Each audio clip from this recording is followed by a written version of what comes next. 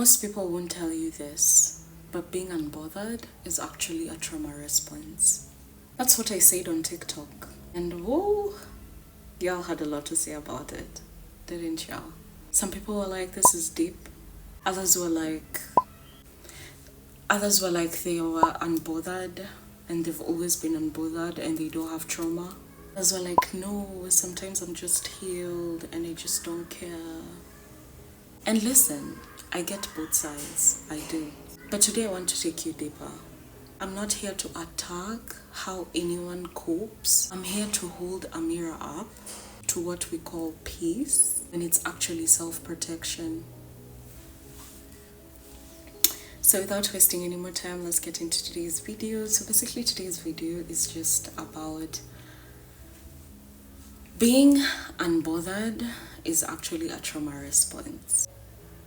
For starters, let me help you understand what being unbothered really means, or what unbothered really means. Let's be honest, this unbothered aesthetic, the one where nothing phases you, where you don't text back, you don't react, you don't cry, you don't need.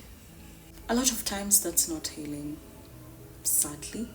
It's numbness, it's detachment. It's you putting a distance between yourself and your feelings, because feeling them at this point is terrifying, and I get that. It actually might have started when you were a child. Nobody cared. Nobody cared when you were hurting. Nobody cared to listen to what you had to say, you know. Or when you were always painted as the strong one, or punished for being too emotional. So you learned to go quiet, shut down, pretend that nothing gets to you. Here's the truth no one tells you about detachment versus peace. Peace is not the same as emotional shutdown. Being unbothered can look like peace from the outside, but inside, your heart is just locked up. Real healing actually allows you to cry when you're hurting. To say, that affected me. To care without being destroyed by caring, that's strength, that's regulation. And it's harder than being numb, because it means facing your own pain with softness, whether you like it or not, because you really have to be gentle with yourself, as you're always gentle with others. Basically, now I want to help you understand why most of us choose to stay in the unbothered phase. I want you to ask yourself something real before we begin. When I say I don't care, do I really not care? Or is caring too risky? Which one is it?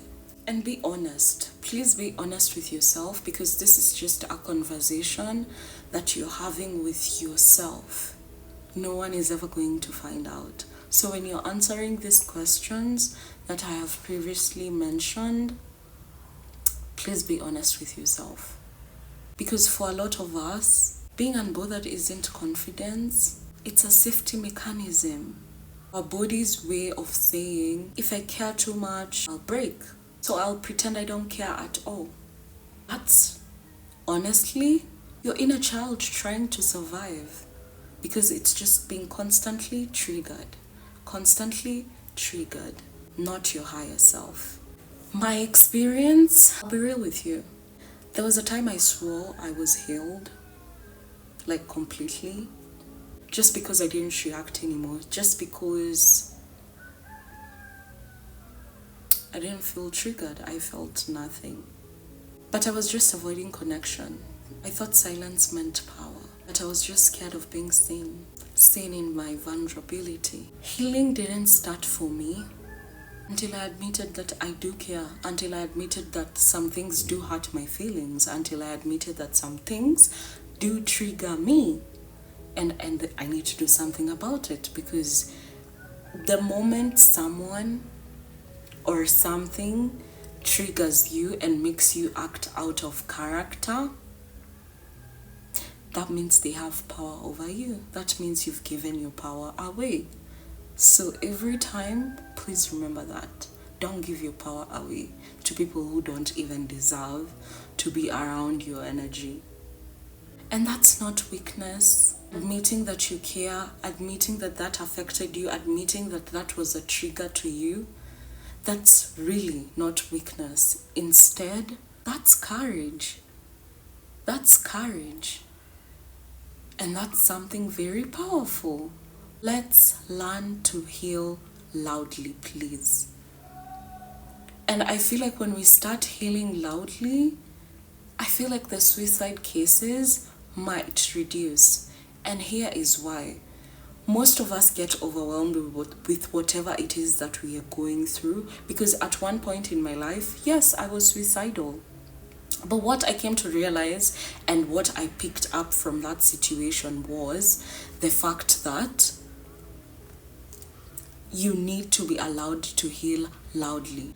What do I mean by you need to start healing loudly? You need to allow yourself to heal loudly. What I mean by that is let your healing be messy. Let it be deeply emotional. Feel it all, because the only way is through it. If you feel like you want to cry, cry. If you feel like you want to scream, scream. If you feel like you want to roll on the ground, roll. Write. Call someone. Reach out. Talk to someone about it. If you feel like you want to talk to someone about it, talk to someone about it. Don't be ashamed of what you're going through, because it's the shame that keeps us from reaching out to people and organizations that might help us through that particular situation. So don't be ashamed. Talk about it, because most of the times, if I'm admitting the truth, all the times I have been low mentally and emotionally drained and feeling so low, I always wanted to have someone to talk to. And that was when I realized when you feel like you want to share whatever it is that is going on within you with someone, but then you feel like you can't trust someone because you feel like they'll judge you, they might use your past against you and all that, that only shows that your ego is making you feel ashamed of what is actually life, and most of us go through whatever that is. So I feel like if we learn how to heal loudly, because it doesn't matter if that person uses your past against you. It doesn't. I literally want to help you understand that it doesn't matter if someone whom you confided in and went to talk to when you felt like you really need someone to talk to because you really needed to get whatever it is that was going on within you out. If they use it against you, that's on them, and let karma deal with them. But what matters is that you are not ashamed of what it is that you are going through, and you reached out and you talked about it and you felt better. And you'll realize the next time you feel low about the same situation, because when you're going through something, you just don't heal from it when you cry the first day. No, it's a gradual process that we all know about.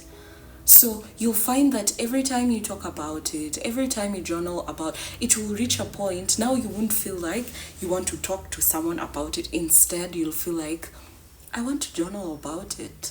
I want to write a book about it. I want to write it as a lyric to a song. You won't often all the time feel like you want to talk to someone, but when you feel like you want to talk to someone, please talk to someone. Don't let your ego make you feel ashamed of whatever it is you're going through, because that's life. Anyways, if you've been stuck in that cool, quiet, detached version of yourself, I want you to know that you don't have to stay in that energy and space anymore. You're allowed to be soft, to be messy, to be emotionally deep, to be deep emotionally. You're allowed to. That doesn't mean you're broken. That means you're alive. That means you're human, having a human experience. Healing is not about building walls. Please understand that. Don't let what you see people posting on social media make you think that healing is easy, it's not lonely, that you need to be fully healed to get good things. No, even God knows healing is gradual. Healing is not about building walls. It's about learning to feel safe. Learning to feel safe inside of yourself again. Comment below and let me know if you've ever been unbothered and mistook it for being healed, and now you realize that all along you were not healed. You're just avoiding connection. You're just using the safe mechanism, protecting your inner child, protecting itself. Let's talk about it in the comments. And basically, if you'd like me to do a part 2, because this brings me to like the end of my video, if you'd like me to do a part 2 about hyper independence, or even why soft girls are often hurt and taken advantage of, which makes them the most traumatized, we can also do that one. So just let me know in the comments. Subscribe for more content on emotional healing, soft power, and soul level self-worth. Thank you so much for watching this video till here. If you've watched it this far, I really appreciate you and I appreciate your support. If you haven't subscribed to my channel, please do subscribe. Your support goes a long way. Thank you so much, and let's meet in the next video. Love you guys.